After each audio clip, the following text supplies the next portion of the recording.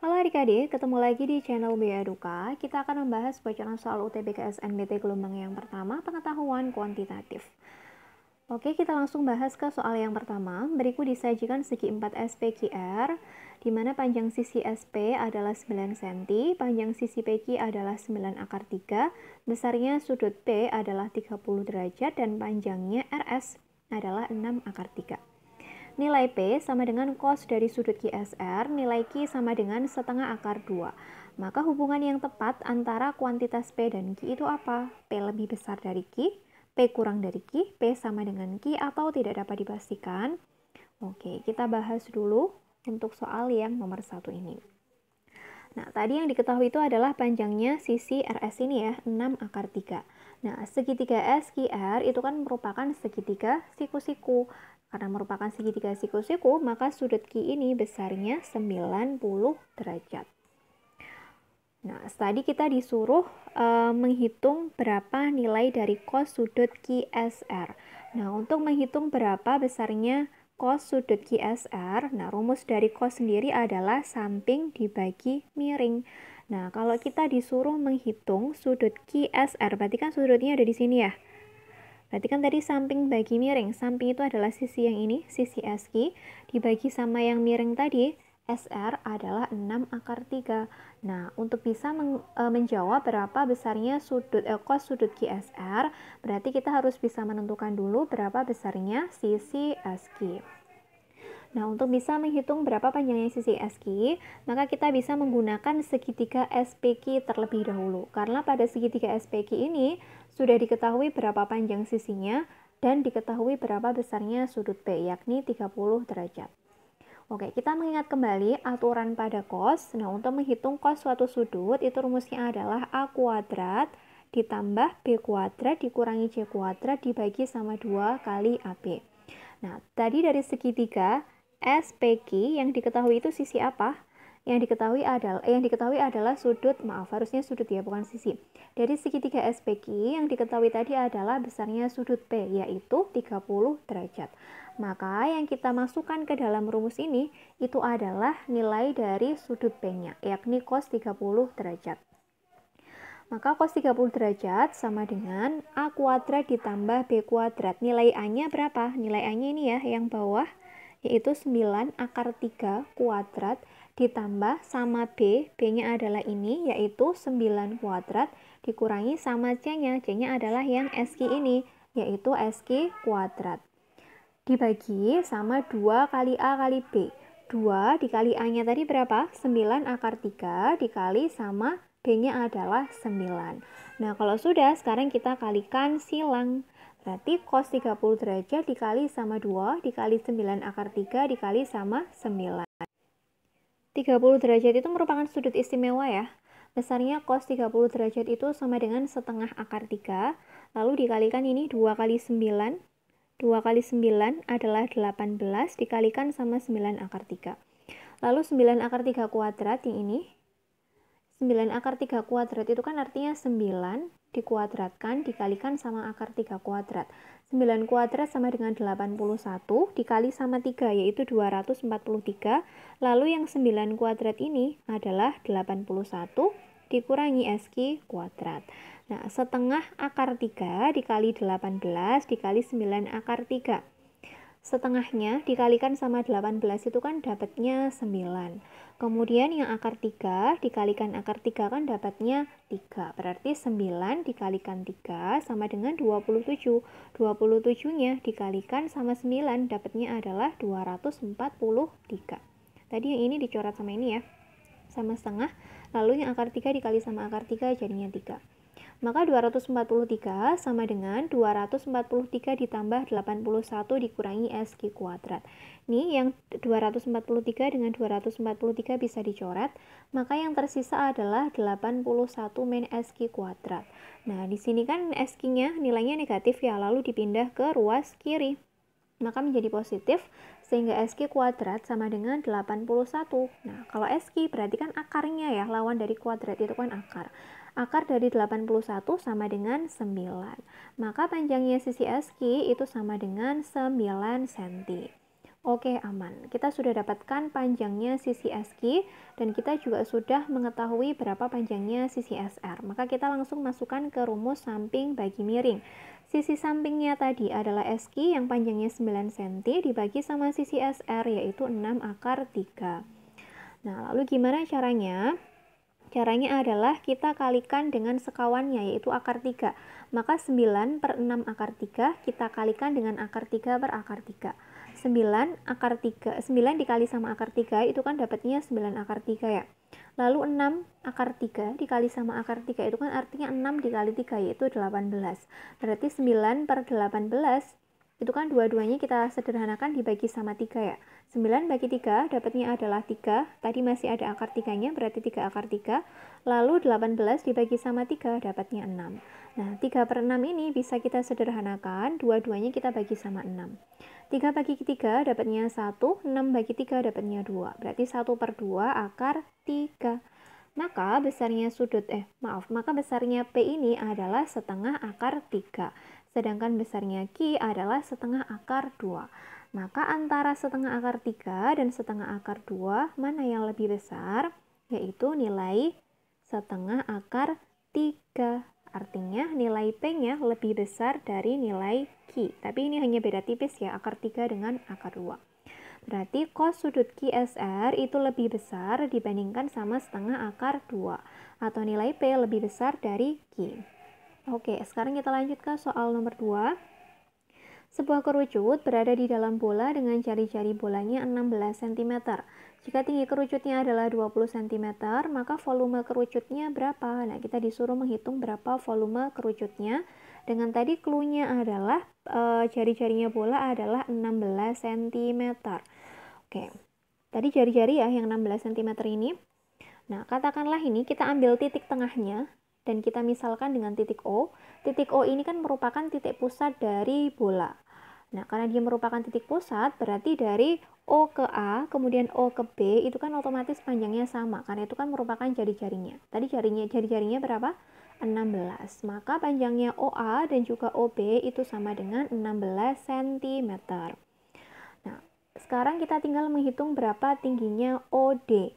Nah, kalau tadi tingginya kerucut adalah 20 cm, sudah dikurangi sama 16 cm, maka yang tersisa adalah 4 cm. Ini ya.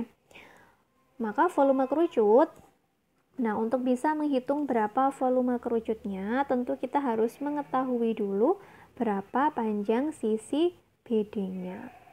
Oke, kita hitung dulu berapa panjang sisi BD-nya.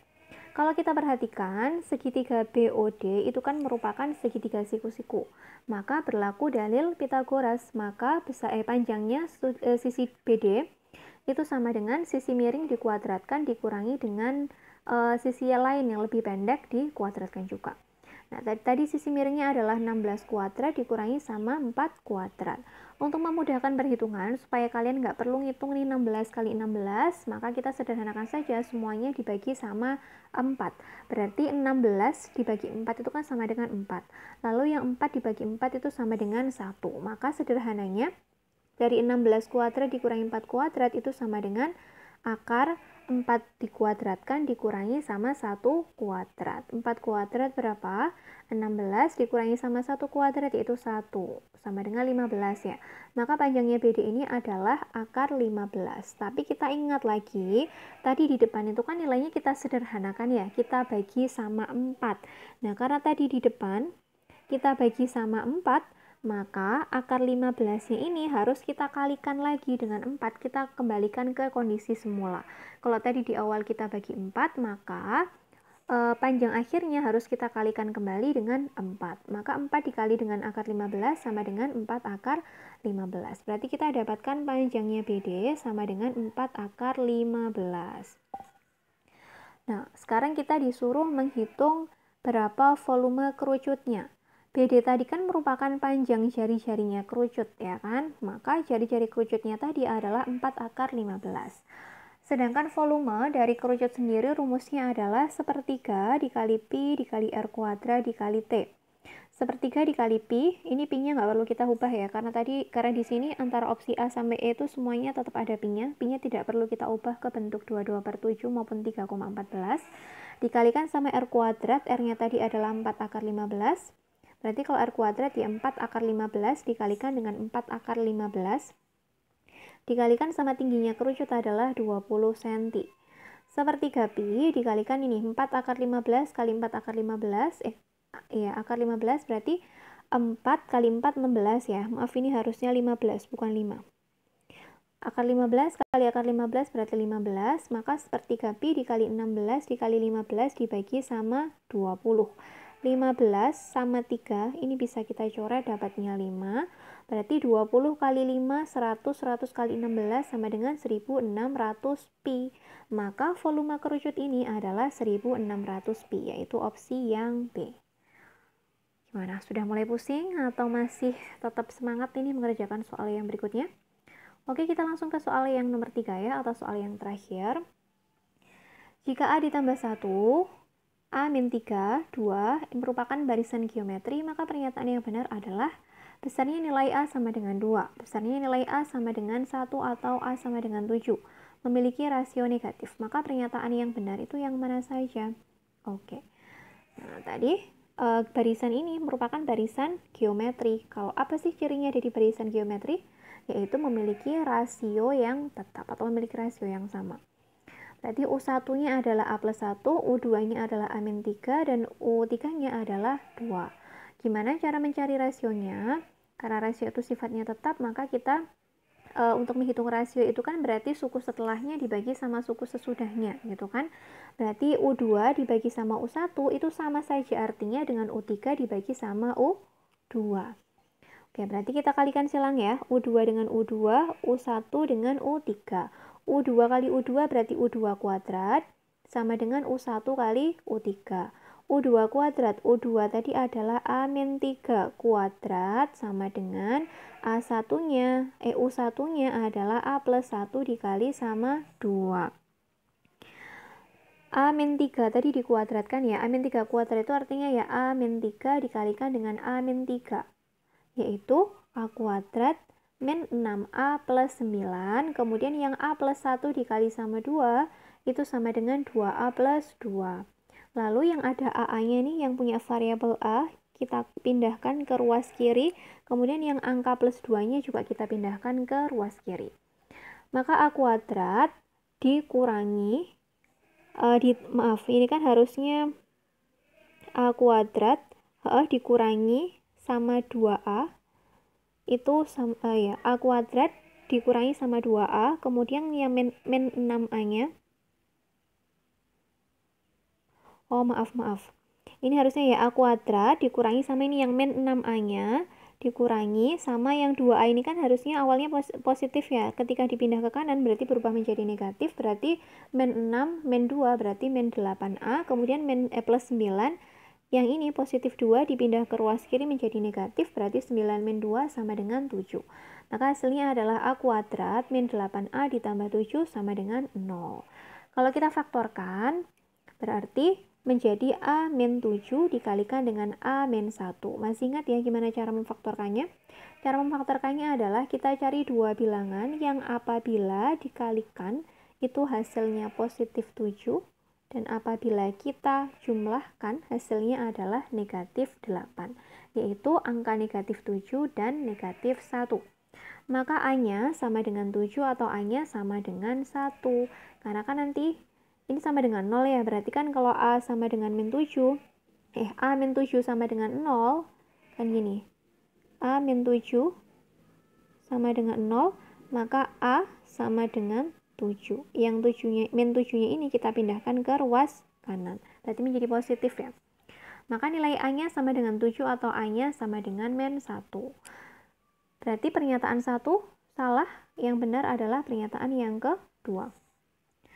Terus kita cek pernyataan yang ketiga, memiliki rasio negatif. Oke, kita hitung dulu berarti ya berapa rasionya. Kalau tadi kan A-nya itu bisa bernilai 7 atau bisa juga A-nya bernilai 1 ya. Nah, maka kita kerjakan satu persatu. Misalkan kita gunakan nilai A-nya sama dengan 7. Maka kita substitusikan A sama dengan 7 ini ke dalam ke dalam barisan geometrinya. Kayak misalkan nih, kita ambil dulu dari suku yang pertama. Suku yang pertama tadi kan adalah A plus 1. Kalau kita gunakan A-nya sama dengan 7, berarti 7 plus 1 sama dengan 8. Kemudian kalau U2-nya A min 3. A-nya tadi 7, 7 kurangi 3 sama dengan 4. Berarti darat aritmatikanya menjadi, darat geometrinya menjadi 8, 4, dan 2. Maka rasionya berapa? Rasio tadi kan suku setelahnya dibagi sama suku sebelumnya. Ambil saja misalkan kita U2 bagi U1. Berarti U2-nya sama dengan 4 dibagi 8 sama dengan 1/2, atau 4/8 itu sama dengan 1/2. Itu apabila kita menggunakan A-nya sama dengan 7. Nah, kalau sekarang kita gunakan A-nya sama dengan 1, berarti barisan geometrinya menjadi gimana? A tadi kan sama dengan, suku pertama tadi kan A plus 1 ya, berarti 1 tambah 1 sama dengan 2.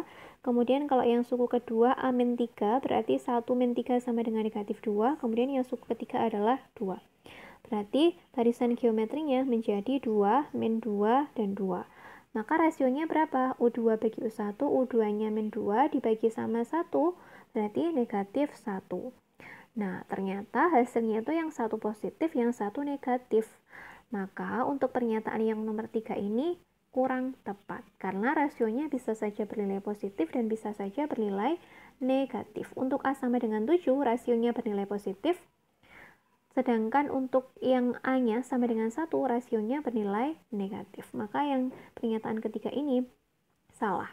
Berarti pernyataan yang benar yang mana? Hanya pernyataan nomor 2 saja. Gitu ya.